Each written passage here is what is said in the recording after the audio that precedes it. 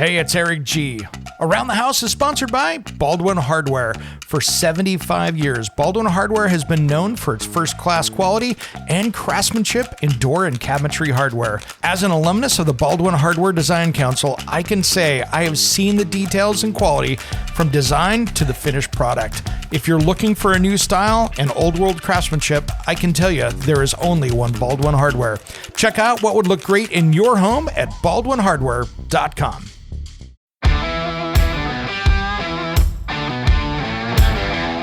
It's Around the House. Well, today we're going to be talking about pests in your home. And I'm going to start it out by talking about what happened last weekend as I was getting ready to film a segment on building a cedar fence. I had a little piece of cedar fence I needed to build just to, get things closed up right in an area where I moved my hot tub in for my, hot tub segment that I did on the week before show. Well, I get out there, it's before the cameras are here, before Bradley's here ready to shoot, and this is where things went sideways. I kind of had my back turned away and didn't notice that as I was digging with the post hole digger, that Yellow Jackets were quietly coming up out of the ground. When it comes to remodeling and renovating your home, there is a lot to know, but we've got you covered. This is Around the House. Welcome to the Around the House show. This is where we help you get the most out of your home through information and education. Thanks for joining us today. We appreciate you guys tuning in. Today, we've got some stuff to talk about. We're going to talk about how to deal with pests. You know, the ones that are cruising around in the fall, stuff that you need to take into consideration and all of that. But first, if you want to find out more about this show, head over to aroundthehouseonline.com. And if you want to check it out over there, we do have a member-exclusive episode over there, which is just about the history of me, Eric G. So if you want to talk about my, or at least listen to my trials, tribulations, where I've won, where I've lost, and some of the trouble I've gotten into, we've got it over there. So you can head over to aroundthehouseonline.com and find the Around the House Insider. Well, today we're going to be talking about pests in your home. And I'm going to start it out by talking about what happened last weekend as I was getting ready to film a segment on building a cedar fence. I had a little piece of cedar fence I needed to build just to, get things closed up right in an area where I moved my hot tub in for my, hot tub segment that I did on the week before show. So I wanted to get that dialed in, so I had a good 6-foot cedar fence there and get that put together. So I get out there, it's before the cameras are here, before Bradley's here ready to shoot, and this is where things went sideways. It was about 55, 60 degrees outside. I kind of had my back turned away and didn't notice that as I was digging with the post hole digger, that Yellow Jackets were quietly coming up out of the ground behind me. And I tell you what, this was an absolute nightmare. All of a sudden, I realized one got me under the arm as I was, using the post hole digger, and then realized that they were in underneath my shirt, and of course, they were in my hair. And my hair has grown out a lot this last year, and I tell you what, that was a battle. After I, kind of ran away from that area, took my shirt off, had my tank top underneath it, I got them off me, but I literally could not get them out of my hair. So I was running my fingers through the hair as it was stinging my hands and everything else. And I yelled for my wife, Julie, to go grab a comb. And she combed the 3 Yellow Jackets out of my hair that was stuck in my hair and would not leave me alone. So after that, ended up going to get checked out. A bunch of different stuff happening. And thanks to the doc for getting me dialed in on that. But that was absolutely a brutal experience. And I think I got about 25 stings out of that whole thing. I know I got at least 15 on the back of my head, but it's hard to count them when they're all kind of packed all over the top of each other. But that was a learning experience for me. And I did go back and eliminate that nest afterwards. But I tell you what, those things, and I've had traps up, and I thought I had them all. But come to find out, I was just taking the top off of this one here. There was still plenty more. And that one got me good. So now that I've got traps up, just in case I have any other stragglers around. But I tell you what, I think anybody that has dealt with those little buggers, they are brutal. And I almost went out and just decided to call a friend to come over and do it. But I thought, no, I'm going to get my revenge back But be very careful out there, guys. Pay more attention. I should have been paying more attention. I was in a hurry. I thought it was cold enough. And you know something, 55 to 60 degrees was not near cold enough. They were slower, but they were fast enough to get into my hair from behind me, and I didn't even see them. And then they did not want to fly away when I was batting at them. They just wanted to park themselves in my hair. So I think the cold might have hurt it. I think that if I hadn't been on a warmer day, they actually wouldn't have tried to burrow in my hair. They would have probably flown away. So lessons learned there. But really, this tells you one thing here. Be very careful when you're out working out in your yard. We're getting into fall here, so in many areas, those are not going to be around. But in our warmer areas like down south, this is a continued problem. So be very careful out there with these pests.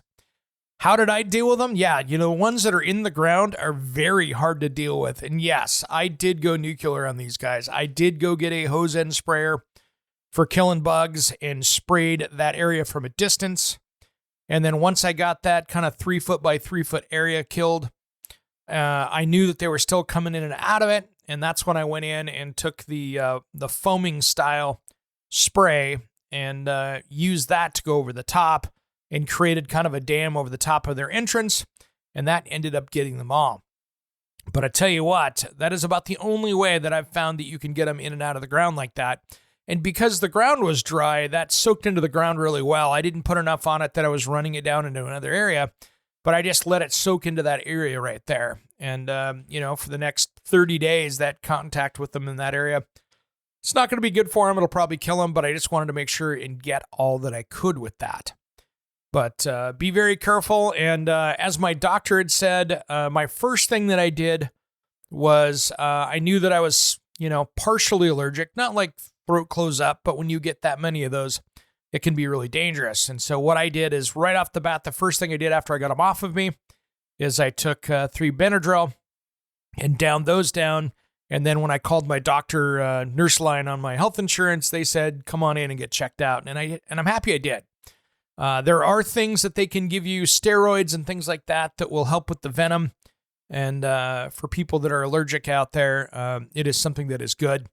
And they gave me a few other medications, and I am 80% now, days later. So that is the cool part. And thanks for the doc down there at Providence to help me out. He did a great job. And also a viewer of the television show. So thanks to him, I am back on the mend and doing good. But these are things that you should really take a look. And now's the time really to do that quick walk around the house and make sure that, first off, that you've got nothing going around, flying around the eaves, bushes and trees, that kind of stuff.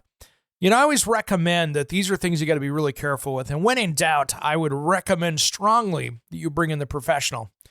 But one way you can do it is by setting the traps out that work in your area. And, I've talked about it in the past, but I know that I've got a yellow jacket trap here that works really well.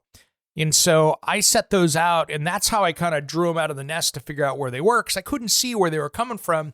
The last thing after getting tore up that I was going to do was go tromping right back through there and try for round 2. And so I really made sure to kind of pay attention. I just quietly stood out there on the asphalt that was close to it, just kind of watched and see where they were coming in and out of. And once I had that, then I knew how to deal with it. But that is something that I would recommend that maybe you don't check as a DIY project. If you want to, cool. Just remember that if you don't know how your body is going to react, that can be, quite frankly, a deadly situation. So you kind of need to know exactly if you're allergic, how that's going to react, and maybe you're not allergic. I'm technically not allergic, but I tell you what, when you get that stung that many times, that venom does crazy stuff to your body. And I definitely could feel what was going on in my chest and, of course, in the back of my head. So I had the elevated heart rate. Kind of went into a little bit of a shock situation. So these are things you got to be really careful with. So be careful, set the traps, be smart about it. And I tell you what, next time I am going to be wearing a hat out digging holes because I'm not getting those inside my hair again. That is probably one of the things that I learned that was a nightmare about that was long hair. Man, they like to bury in and get it going. When we come back, I want to talk about mice, rats, rodents, and even squirrels as far as that comes up, because These are things that I tell you what can be a real issue around your house. And coming into fall, this is when they're trying to come in and burrow in and create a home. So let's see if we can stop them. We'll do that just as soon as Around the House returns.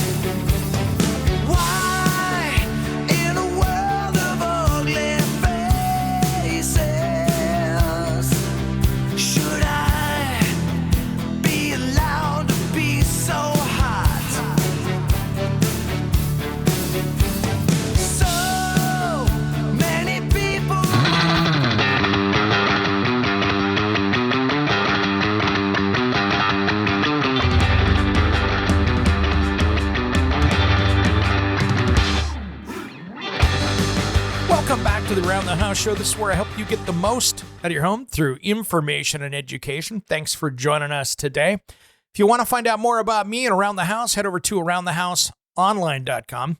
And if you're a radio listener, we do appreciate you tuning in the radio and support all of our local advertisers. If you hear them during the show on the radio, that means they're supporting this show. So make sure that you give those guys some love because I really appreciate anybody that's out there on the radio supporting the show.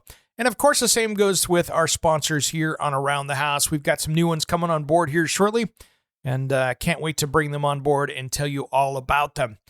Well, we've been talking today about how to deal with pests in and around your home and how you want to deal with them. We were telling my story here in the last segment here about my yellow jacket attack where I got tore up pretty good. And now I wanted to talk about rats and mice and how to deal with them. And this is one of those things that I first want you to be very careful with, because anytime that you're dealing with mice, rats, and there's droppings around, this could be something that really makes you sick and could make your entire family sick. So make sure that you're using, rubber gloves, masks, that you're using, a HEPA vacuum, all of those things that you're doing. Make sure that you are being as safe as possible, because those rodent droppings can be a nightmare and cause a bunch of different health issues around that I want you to be very careful with. So this is not just something that you just grab your normal vacuum and clean it up with. No, you've just contaminated that vacuum. So make sure we don't want any of those hantaviruses or any of that other stuff out there that you can get from this. So be really careful when cleaning up the droppings. Now, second of all, the other thing that I really want you to do is make sure that when you're cleaning that you're using something that's antimicrobial that's going to kill that stuff as you're doing it, because not only are you cleaning up, maybe mouse, rat urine, or feces, you're trying to get the diseases that are going with that. So let's make sure that you've got that cleaned up.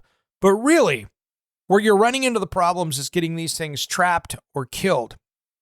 And, my first thing is, if you've got one or two that are floating around inside your house, I've had a trouble with them. I have struggled. I have tried just about every different system out there.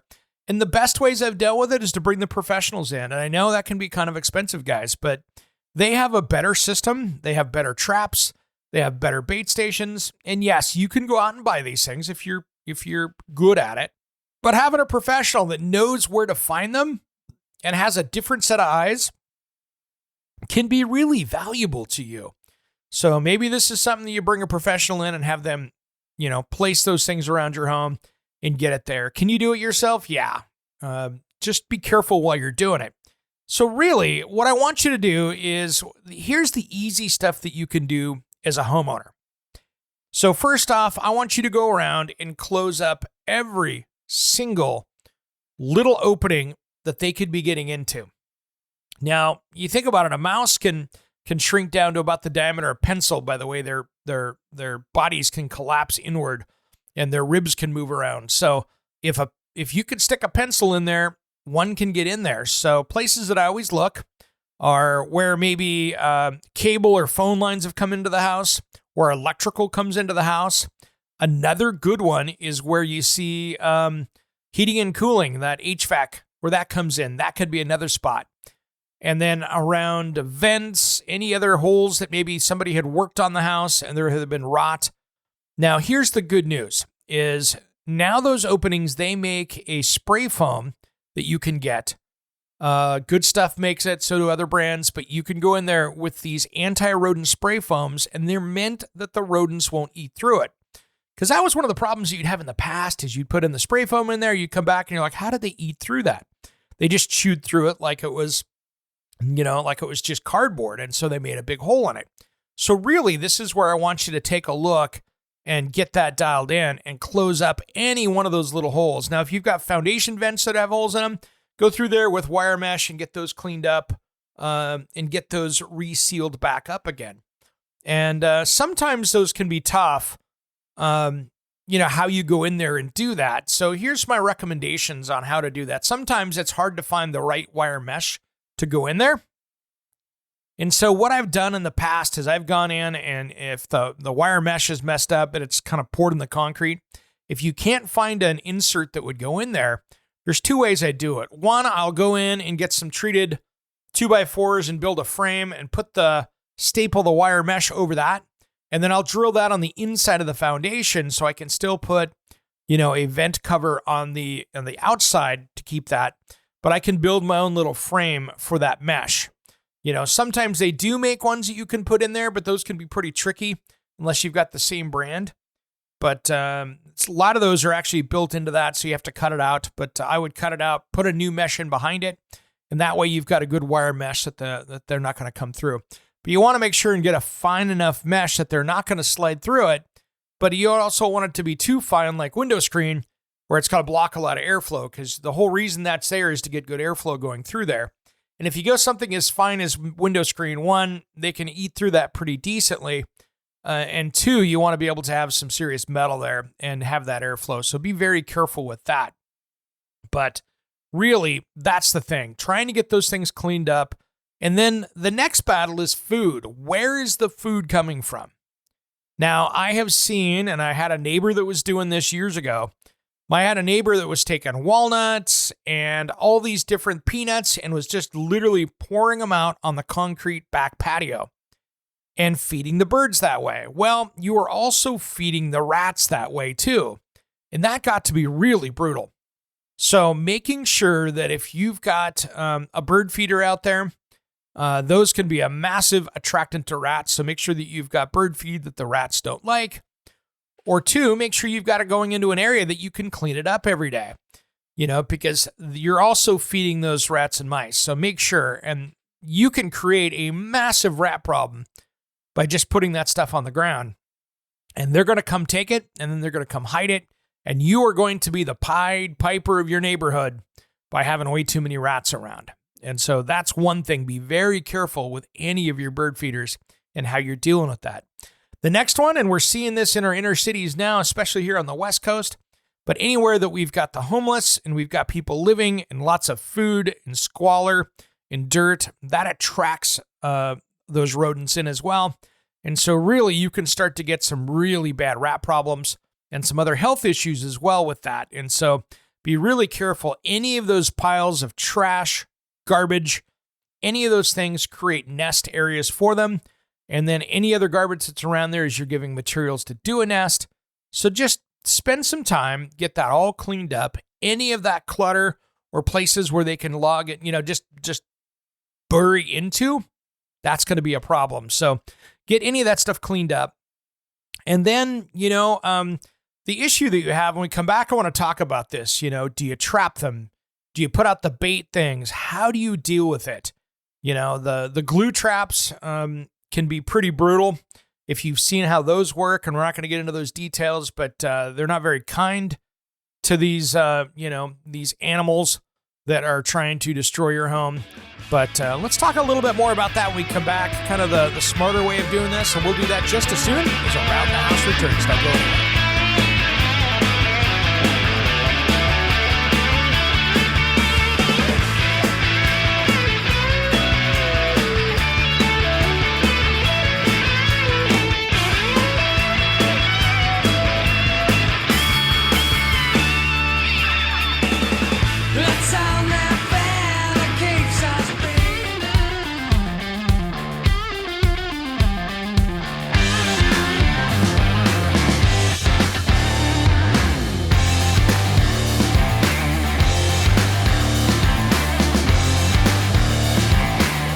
Welcome back to the Around the House show. This is where we help you get the most out of your home through information and education. Thanks for joining us today. Well, we've been talking about dealing with pests and rodents in your home. And one of the things I wanted to talk about here today are some of the myths that you think out there that when you're out there trying to deal with these things, especially when it comes to mice and rats, that can be, well, deceiving and head you down the wrong direction.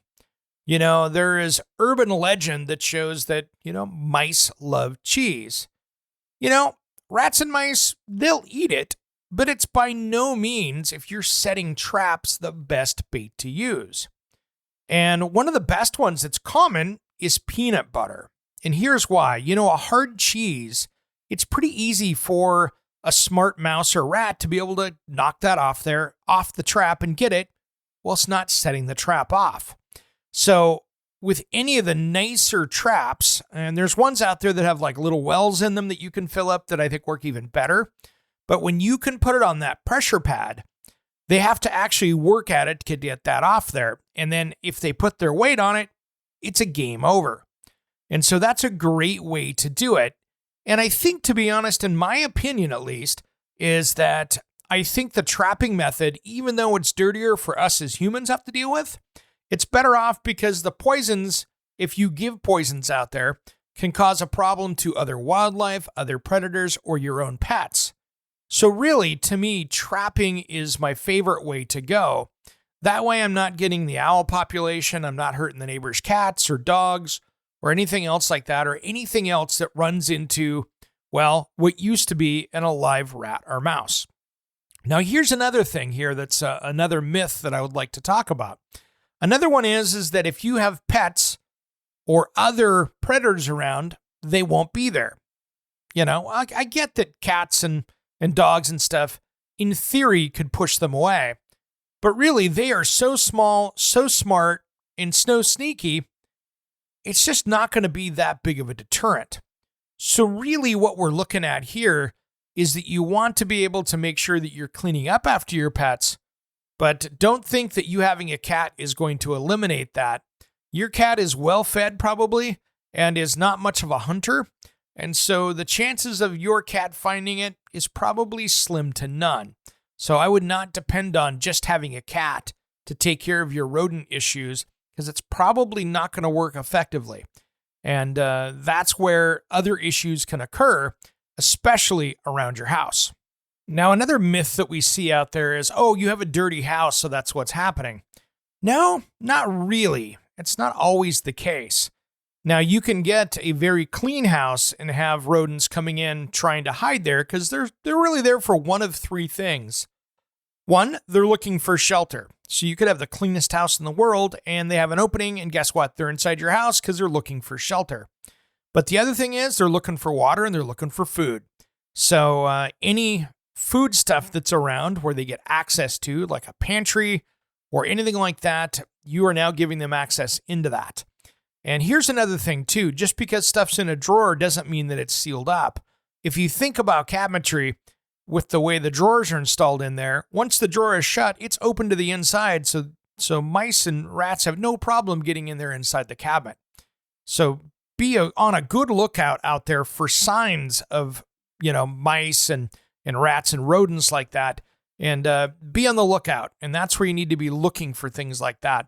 And this time of year, now that we're getting into the fall, things are cooling off. They're going to be looking for places inside.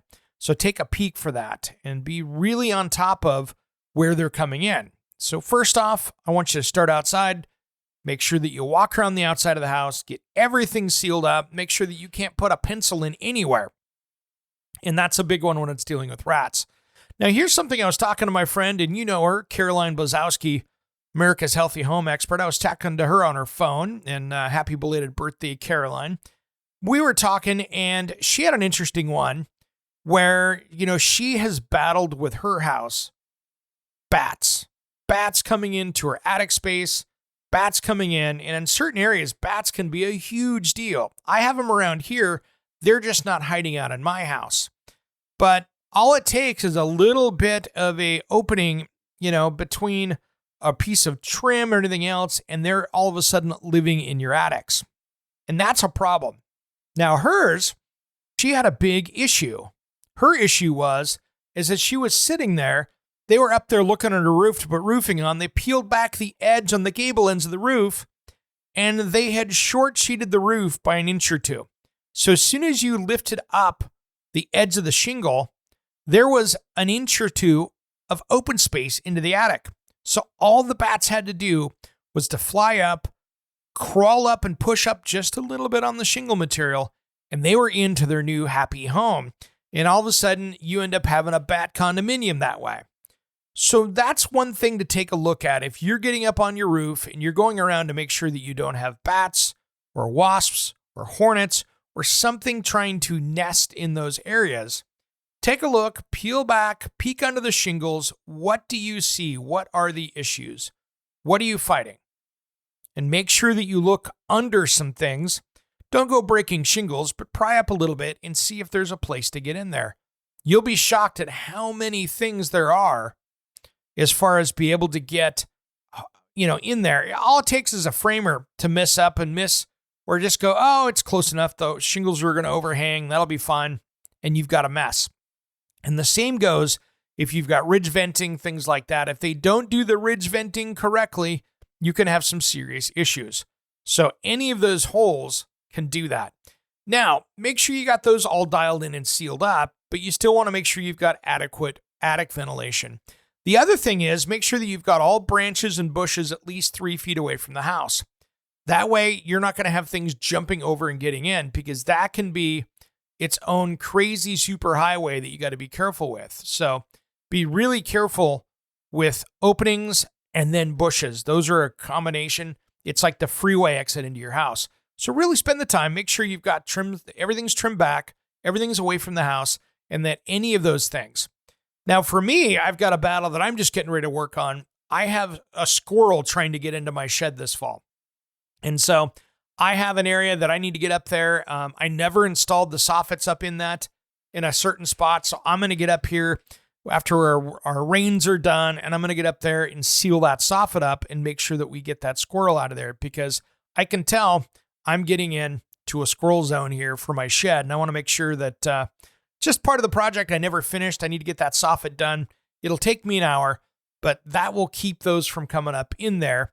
And squirrels can do a massive amount of damage. I had some insulation in there. They actually had started. That's what made me notice it, as I actually saw where they had removed and tore apart insulation, fiberglass insulation. They were going to make into a nest or something. So that was kind of weird. And then I was up on my shed cleaning off the roof this last week, and I noticed that 10 feet up above it in the tree is a great big squirrel nest. So I can tell that is going to be their storage area. So I'm going to have to make sure that I got that all sealed up. And I might end up taking some of that stuff out of there to make sure that I get that sealed up and get it so any of these things can't get back in there. But it doesn't matter if it's spiders, if it's rodents, if it's snakes.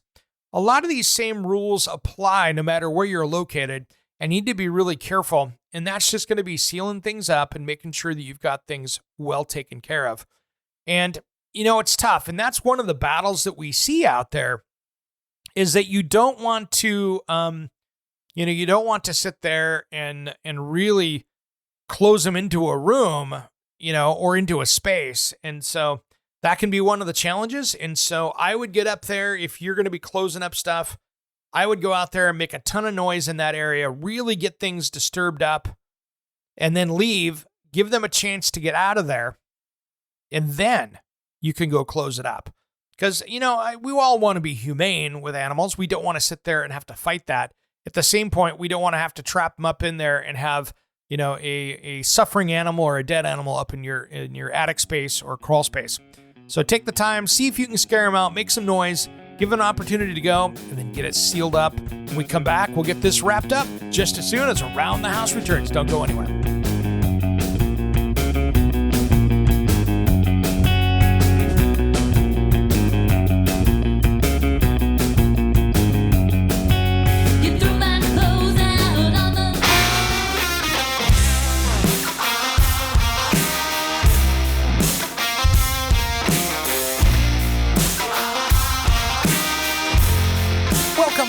Around the House show. This is where we help you get the most out of your home through information and education.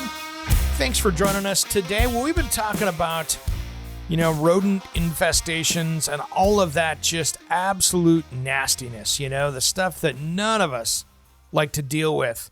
Now, one thing I want to talk about is before we get too far into some of this other stuff is cleanup. And you really have to be careful. And we talked about this with mice and rats, but really with anything else, including things that are even worse, which I think to me, raccoons and their what they leave behind, we'll leave it at that for anybody out there eating breakfast or lunch. But really, that stuff there, when you're cleaning up rodent mess, you need to have a N95 mask on, gloves, and you know something? I'd have a Tyvek suit on, because here's the thing, and you have to be careful with this, is things especially like raccoons, they have some different worms and stuff that are literally in the air that can be something you breathe and cause a massive health issue. So what you're breathing in, you can't even see it, but you could be breathing stuff in that could really cause some harm. So make sure that you've got a really good tight-fitting mask on, like an N95. And I'm not talking about one of those, COVID cloth masks. I'm talking about something that is a charcoal filter or something like that is a really good mask. And then you need to make sure that you're gloved up, you're Tyvek'd up. If you get this into anything on you, you need to be now either throwing it away or making sure that you're dealing with it properly, where you're washing it in a steam bath or deodorizing it and doing things to actually make sure that you're killing what's in there, because some of that stuff can make you sick or be worse. And so be very careful with the different things that can be in what you're cleaning up. And that can be a huge issue. So head down to the store, get a Tyvek suit, make sure you've got a good respirator or mask. And this is one of those things that I would say rubber gloves and maybe some work gloves over the top of it. And then make sure, here's one thing that I do have, which works out well. You can do a sanitizing wash with your washing machine if it does it. Like mine, for instance, if I get into something, if it's bad, I just throw the clothes away. But if it's something where I'm like, well, I could have gotten dirt into that, if I'm crawling through a crawl space, something like that, what I'll do is I'll go through and do a hot water wash with steam and then some deodorizer and stuff in my clothes when I wash it in the laundry, and then be good to go. And then when things go in the dryer, you want to make sure and use a heat and make sure that you're killing anything off that way. And you're usually going to be good to go. But really, you need to make sure that you've got things really well and cleaned up, because this could be its own health hazard. And when in doubt, bring the professional in. Because I tell you what, that can be its own battle that I want to make sure that you've got it cleaned up. I don't want to see you getting sick. You're trying to save a little bit of money, right? Because you're doing this correctly. And sure enough, you miss one step and now you've gotten yourself sick, and all that money you saved is now getting spent on your health care, and that can be a problem. So when in doubt, hire a pro. Now, the last thing I wanted to talk about here, and we've talked about it before, are carpenter ants and things like that. Now, carpenter ants are those big, thick, meaty looking ants. They're the black ones. They're like 3 or 4 times bigger than the little tiny sugar ants. And those are where you can really get things dialed in and cause some serious problems. But I'll be honest, I don't deal with carpenter ants anymore at my house. If I have a carpenter ant infestation, this is when I bring in the pros, because there are some great new ways to kill them without having to use all the pesticides. Now, the problem is that the carpenter ants are going to be nesting in wet areas of your home. So if you've got a siding leak or a gutter that's been overflowing and running down in and getting things wet, here's your problem. The problem is that on the inside of your house, that's where things are getting pretty brutal. That moisture is actually creating the perfect space for those carpenter ants to live. And so what happens is as you've got that, and those carpenter ants tend to get in there, it degrades quicker, and usually the holes get bigger. And so that keeps getting worse and worse and worse. And that can get to a point where if you don't maintain it, it can create some structural issues in the house. Now, my house, at least when people over the years have found it, and I keep finding little areas in the house where that is common. And my house, being it's built in the 70s, that's pretty common. That happens. That happens here in the forest where I live. So that is something that's pretty common. But making sure that you've got that closed up and tightened up is the best plan. That now, by going around and really inspecting each spring and fall to make sure that you don't have any soft spots Even just taking the hammer and beating on the house a little bit. If you got an area where there's, exposed trim and stuff or no overhang, those are those places to take a look at and, around all those places. So be careful out there and take a peek and make sure you're on it. If you're seeing the ants, then you have an issue. And to be honest, that's when I bring in the professionals, because you can go around with the sprays, but there are some really good products out there that are available to the pros only. And it used to be the only way to do it is they would actually drill into your house, into the area, and put in these pesticides in there. But now they've got stuff which are more enzyme-based, which will take care of them. And there's a lot of good ways to do it now that are much more healthier than just loading your house up with pesticides. And so really relying on the professional to handle that is going to be your best bet. And just like when you're dealing with termites and things like that, bringing in the pro to handle it is the key, because when you have to tense something off, you tense something off and let the professionals do it. And it's just like with bed bugs out there. You see that where bed bugs will get into infestations into hotel rooms, condos, Airbnbs, and even your house when coming back from vacation. So these are things that you should really pay attention to. If you have those little things on your sheets where maybe you looks like that you were bleeding a little bit, or you see bugs in behind the headboard when you go move it, pay attention. Those could be issues that you're fighting there. And that could have been back from your great Las Vegas vacation or your vacation that you had down in the Caribbean. You could have brought those back as an unintended guest. And so many times now that what if you look at what the companies do to come in and do that, they actually come in and heat your house up, which is pretty cool. So they get it up above a certain temperature and get it super hot. And then when it's super hot, what happens is that you can sit there and it just bakes them and kills them. And that's the only surefire way to do that. And so I'd much rather see you have them come in and use the heat technique.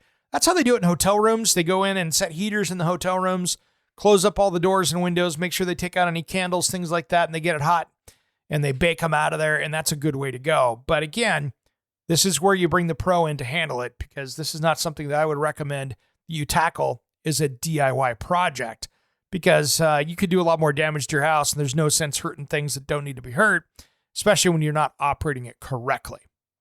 All right, guys. Now there's one more thing. I have seen online many different pretty quality tests of the many electronic rodent testers out there. And quite frankly, I have not found one that I've seen actually work. And these are people that are doing some pretty good tests where they put the food in another little room and they'll put the rodent tester in and see if the rodents go in there. And you know something? I have not seen any of the rodent testers do what I think they should do as far as keeping rodents away. So for me, at least at this point, I say do not rely on any one of those plug-in electronic ones. I have not seen one that works. Now, if there is one that works out there, that's awesome. I have not seen it. Any of the tests of the ones, and I've seen probably a dozen different ones tested out there, they just didn't work.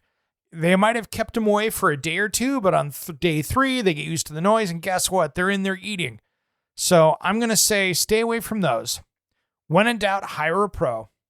And even more importantly, let's keep your house very healthy. And another trick here too, when you're dealing with rats, mice, those kind of rodents, it can be a bathroom that you don't use. So let's say you've got 3 bedrooms, 3 baths, and there's one bathroom you never go into because it's a guest bedroom. Nobody stays in there. When those traps dry out, you can have a super highway into your home with rats and mice. So make sure that you've got this where all of those, if it's a shower you're not using, maybe it's a basement shower or something like that, go down there every few weeks, turn the water on, fill the trap up, make sure that water is going, flush the toilet, make sure that there's water staying in there, because if it's drying out, then you have got places where sewer gas, where mice and rodents can come up through the sewer, and yes, they will do that. I've seen it happen many times, and I'll see that when people are testing their house to make sure that with smoke tests, that you'll see that trap that's dry, and all of a sudden the smoke's going up, and if the smoke's going up, that means the mice can walk right into that area without having to go through the water, and go through the trap. So make sure that you've got all those traps nice and wet. You're flushing toilets, you're running sinks, and you're running the shower to make sure you've got something clean, and you'll be better off. All right, everybody, let's get over to hour number 2 after these important messages. We'll be right back with the second hour of Around the House. Don't go anywhere.